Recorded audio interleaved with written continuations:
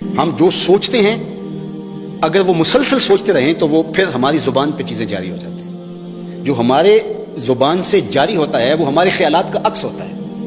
کسی شخص کو دیکھنا ہو کہ اس کی سوچیں کدھر گھومتی رہتی ہیں تو اس کی بولی سے، اس کی گفتگو سے آپ کو پتہ چلے گا.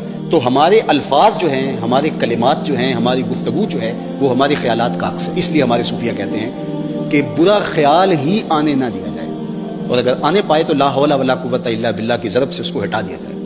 چونکہ خیال جب مسلسل دماغ کے اندر قائم رہتے ہیں، برے خیال، منفی خیال، تو پھر وہ الفاظ بننا شروع ہو جاتے ہیں. اور جب وہ خیال آپ کے الفاظ سے جاری ہو جاتے ہیں اور آپ کا کوئی تربیت کرنے والا ماحول میں نہ ہو، ان الفاظ پر گہری گرفت نہ کرے، ماں نہ کرے، باپ نہ کرے، استاد نہ کرے، مربی، شیخ، پیر، وہ ان الفاظ پر جو آپ کے خیالات کا عکس ہیں اس پر گرفت نہ کرے اور اس کو وہی توڑ کے نہ رکھ دے، تو وہ الفاظ پھر عمل کے سانچے میں ڈلنا شروع ہو جاتے ہیں، وہ عمل بننا شروع ہو جاتے ہیں. اور جب وہ عمل بن جائے تو وہی عمل پھر آپ کی پہچان اور آپ کی شخصیت بنتی ہے. تو آغاز ہوتا ہے